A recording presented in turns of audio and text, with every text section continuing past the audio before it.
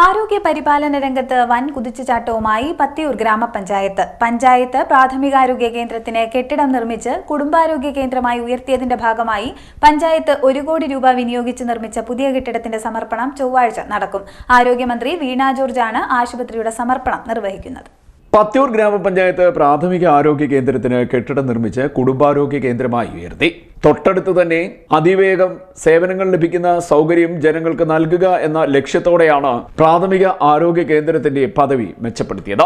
1 കോടി രൂപ വിനിയോഗിച്ചാണ് പുതിയ കെട്ടിടം നിർമ്മിച്ചത്. കുടുംബാരോഗ്യ കേന്ദ്രമാകുന്നതോടെ ഇവിടുത്തെ സേവനം വൈകിട്ട് 6 മണി വരെ ലഭിക്കും.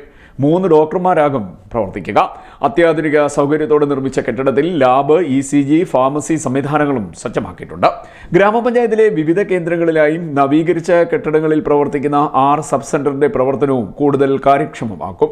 കോവിഡ് കാലത്ത് ജനങ്ങളുടെ ആരോഗ്യ സംരക്ഷണവും പ്രതിരോധ പ്രവർത്തനവും മികവോടെ നടപ്പാക്കിയതിലൂടെ സംസ്ഥാന സർക്കാരിന്റെ ആർദ്ര കേരളം പുരസ്കാരവും ഗ്രാമപഞ്ചായത്തിന് ലഭിച്ചിരുന്നു. പുതിയ ആശുപത്രി കെട്ടിടം ചൊവ്വാഴ്ച നാടിന് സമർപ്പിക്കും.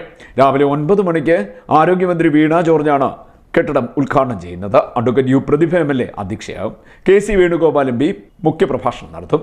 ജില്ലാ panchayat president KG Rajeshwari, block panchayat president D Ambujakshi, ജില്ലാ medical officer doctor Jamuna Varghese എന്നിവർ മുഖ്യ അതിഥികളായി പങ്കെടുക്കും. ഗ്രാമപഞ്ചായത്ത് president L Usha, vice president Manu Chellappan എന്നിവർ പരിപാടിയെക്കുറിച്ച് വിശദീകരിച്ചു. പത്തിയൂരിലെ ഗ്രാമവാസികളുടെ ഒരു ചിരകാല സ്വപ്നം പൂവണിയുകയാണ്. പത്തിയൂരിലെ പ്രാഥമികാരോഗ്യ കേന്ദ്രം കുടുംബാരോഗ്യ കേന്ദ്രമായി മാറുകയാണ്. അതിന് 1 കോടി രൂപയുടെ കെട്ടിടം അതിൻ്റെ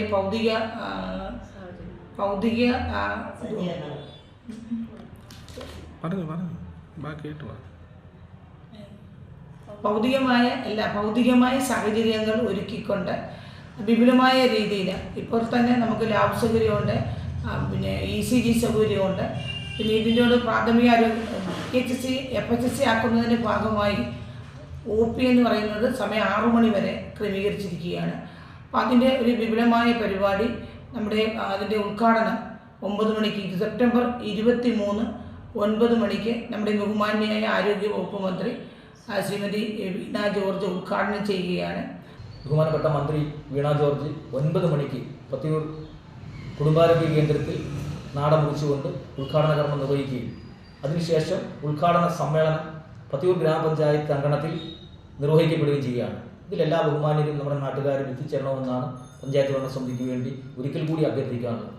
നമ്മുടെ കുടുംബാരോഗ്യ കേന്ദ്രത്തിൻ്റെ പ്രവർത്തനം മെച്ചപ്പെടുന്നതോടുകൂടി പഞ്ചായത്തിൻ്റെ പ്രഖ്യാപിത നയമായ ഒരാശയമുണ്ട്. അരികിലും അതിവേഗത്തിലും സേവനങ്ങൾ അരികിലും അതിവേഗത്തിലും എന്ന ആശയത്തിന് കൂടുതൽ ഊന്നൽ നൽകിക്കൊണ്ട് പഞ്ചായത്തിൻ്റെ വിവിധ ഭാഗങ്ങളിൽ പ്രവർത്തിക്കുന്ന 6 ഉപകേന്ദ്രങ്ങൾ, സബ് സെൻ്ററുകൾ, പഞ്ചായത്തിൻ്റെ കുടുംബാരോഗ്യ കേന്ദ്രത്തിൻ്റെ സബ് സെൻ്ററുകൾ, ഈ സബ് സെൻ്ററുകളുടെ പ്രവർത്തനം കൂടുതൽ മെച്ചപ്പെടുത്തുകയാണ് ഈ കുടുംബാരോഗ്യ കേന്ദ്രമാകുന്നതോടൊപ്പം. അങ്ങനെ ഈ 6 കുടുംബാരോഗ്യ കേന്ദ്രങ്ങളുടെ നവീകരിച്ച കെട്ടിടത്തിൽ പുതിയ രീതിയിൽ പുതിയ സംവിധാനങ്ങൾ വെച്ചുകൊണ്ട് ആ കെട്ടിടം നവീകരിച്ച് കുടുംബാരോഗ്യ കേന്ദ്രത്തിൻ്റെ സബ് സെൻ്ററുകളുടെ പ്രവർത്തനങ്ങൾ നടക്കുമ്പോൾ ജനങ്ങൾക്ക് കൂടുതൽ സേവനങ്ങൾ ആ ഉപകേന്ദ്രങ്ങൾ വഴി വരികയാണ്. ഡോക്ടർമാരുടെ സേവനം മാസത്തിൽ 4 ദിവസമെങ്കിലും NCD മരുന്നുകൾ അവിടെ വിതരണം ചെയ്യാനുള്ള ഒരു ലക്ഷ്യത്തോടുകൂടി പദ്ധതികൾ നടപ്പിലാക്കി വരികയാണ്. ഈ കഴിഞ്ഞ കുറച്ച് ദിവസമായി ഇതിൻ്റെ പദ്ധതി ഫണ്ട് സംബന്ധിച്ച് ചില കുപ്രചരണങ്ങൾ, തെറ്റായ വസ്തുതാവിരുദ്ധമായ ചില വാർത്തകൾ പ്രചരിപ്പിക്കുന്നുണ്ട്. കേന്ദ്ര സർക്കാരിൻ്റെ യാതൊരുവിധ കെട്ടിട നിർമ്മാണ ഫണ്ടും ഈ പത്തിയൂരിലെ PHC ഫാമിലി ഹെൽത്ത് സെൻ്ററിൻ്റെ നിർമ്മാണത്തിനായി തന്നിട്ടില്ല. തികച്ചും 1 കോടി രൂപ ചെലവഴിച്ചുകൊണ്ട് നിർമ്മിക്കുന്ന ഈ കെട്ടിടം 88 ലക്ഷം രൂപയും പഞ്ചായത്തിൻ്റെ തനത് ഫണ്ടിൽ നിന്ന് 2 വർഷത്തിന് 3 വർഷത്തിന് മുമ്പുള്ള പ്രോജക്റ്റ് മാറ്റിവെച്ച് ഈ കഴിഞ്ഞ വർഷം ബാലൻസ് പണമായിട്ട് 88 ലക്ഷം രൂപ പഞ്ചായത്തിൻ്റെ തനത് ഫണ്ടിൽ നിന്നാണ് ചെലവഴിച്ചിരിക്കുന്നത്.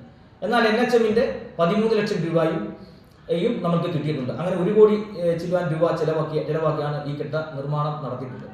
CDNet news, Kayamkulam.